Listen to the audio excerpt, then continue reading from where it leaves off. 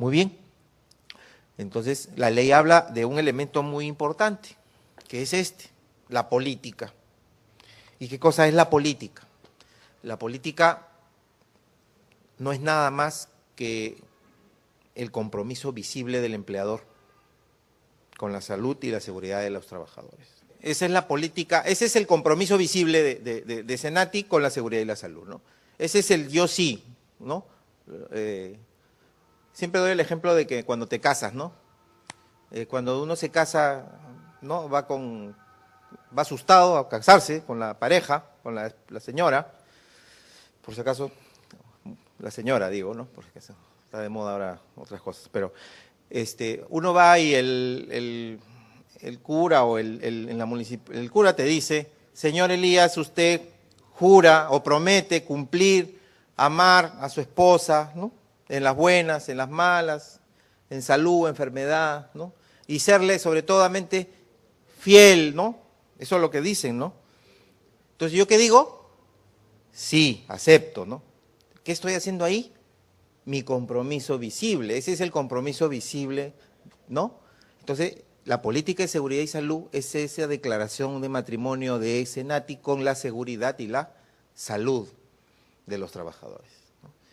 Es un elemento muy importante, porque si al empleador se le atribuyen muchas responsabilidades, tiene que partir del documento de la política para ir implementando. Entonces, por eso que es uno de los elementos más que están por arriba en la ley, en la norma, es el tema de la política.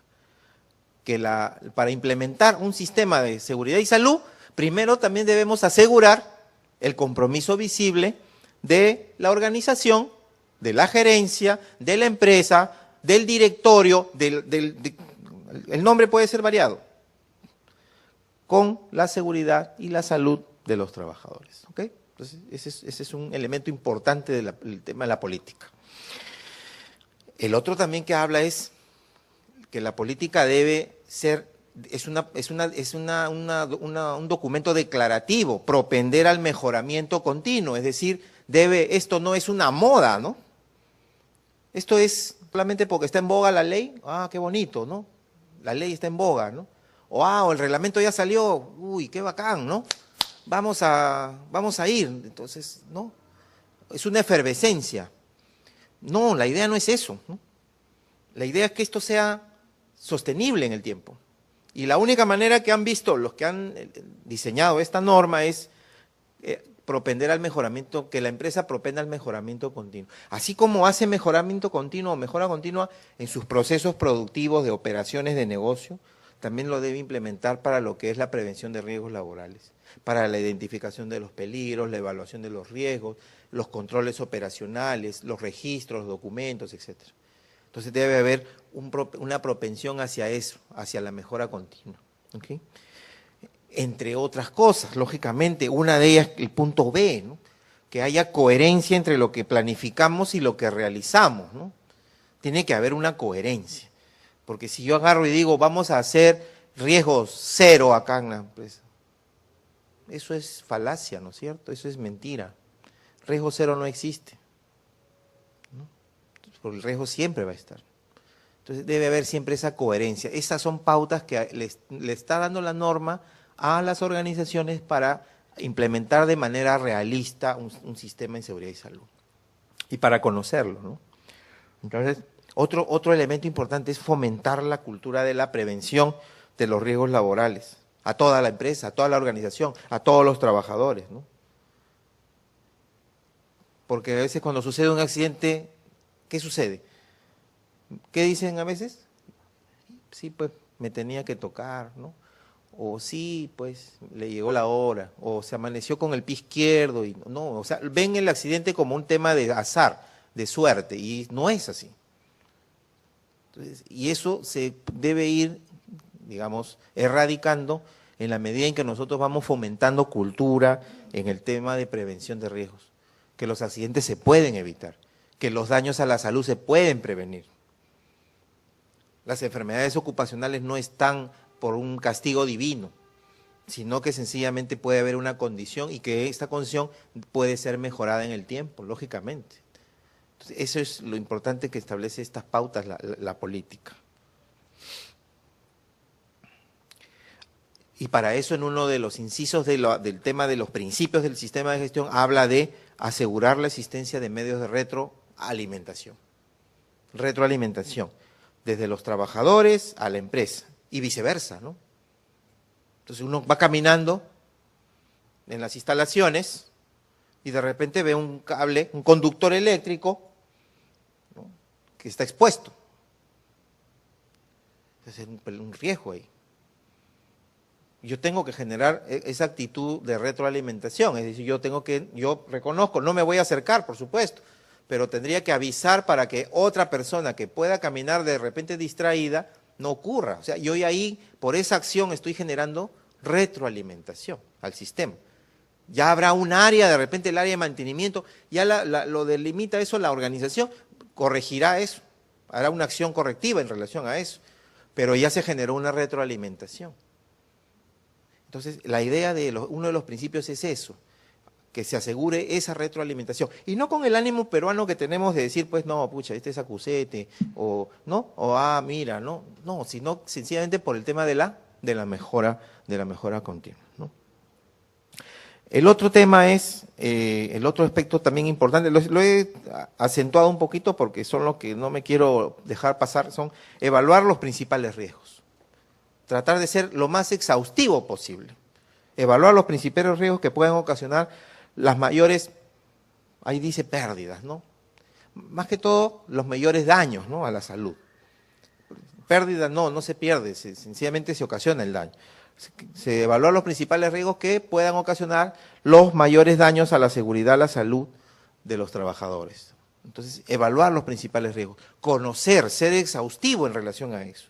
Identificar todos los peligros y cada peligro será evaluado con su riesgo respectivo. ¿Cuánto? Entonces me va a salir una jerarquía y en base a esa jerarquía yo establezco mis controles. Lógicamente trataré de mitigar los riesgos más elevados, más críticos, y en menor cuantía, menor esfuerzo tendrán los riesgos más triviales, porque la potencialidad de daño de un riesgo crítico es mayor, puede haber inclusive un accidente fatal, ¿no? Entonces, ese es el enfoque para nosotros, establecer ese criterio de evaluar los principales riesgos con gran potencial de daño a las personas, ¿no? Muy bien. El otro elemento también habla ahí, el fomentar la participación de las organizaciones sindicales en defecto de esta o en defecto de estas de los representantes de los trabajadores. ¿Y a través de qué? Básicamente a través de del comité, ¿no? Del Comité de Seguridad y Salud en el Trabajo. Entonces, la política está determinada básicamente en la ley, en el artículo 22. En el título 4, capítulo 2, está el artículo 22, que es lo que hemos estado conversando, ¿no? La empresa, en consulta con los trabajadores y sus representantes, expone por escrito la política. Y esta política debe ser específica para la empresa, lógicamente. De acuerdo a la actividad que desarrolla la organización, debe estar detallada, debe estar redactada esta política. A la naturaleza de sus actividades, ¿no? A eso se refiere. Debe ser concisa, tiene algunas características para tenerla, no debe ser un documento de 10 páginas. Generalmente la política es un documento de como máximo, una cartilla, ¿no? una página, ¿no? Debe estar adecuadamente difundida. Entonces, para usar eso, podemos utilizar, para difundirla adecuadamente, utilizamos el Reglamento Interno de Seguridad y Salud, porque en uno de los artículos está contemplado. En el liderazgo, compromisos y política está involucrada este documento, esta parte. Entonces, debe estar difundida y accesible a todos los trabajadores, ¿no? Y lógicamente la política debe ser actualizada periódicamente. ¿Con qué periodicidad? Eso lo establece la misma organización. No existe una obligatoriedad de decir cada año, porque si no estaríamos trabajando solamente para hacer un documento. Debe haber con cierta periodicidad, puede ser varios años, cada 4, cada 5 años, dependiendo, ¿okay? Si hay un cambio también en la normativa. Entonces, este era con relación al artículo 22 de los requisitos de la política El artículo 23 también habla de requisitos de la política, básicamente que deba incluir algunos elementos. Por ejemplo, debe incluir la protección de la seguridad y salud mediante la prevención de los daños. ¿La dice nuestra política de Senati? ¿La escuchamos decir? ¿Mm? A ver, yo tengo una política por acá y la contrastamos. Muy bien, dice, garantizar, promueve el desarrollo profesional, así como el bienestar y la salud y la seguridad ocupacional de su personal. Entonces, incluye la protección de la seguridad, promueve, ¿no? Promueve la protección de la seguridad y la salud. ¿No? Incluye el cumplimiento de los requisitos legales, sí, acá habla. Cumple con la legislación, dice en el tercer inciso de la política. Incluye la garantía y de los representantes deban participar activamente, ¿no? Dirá, a ver.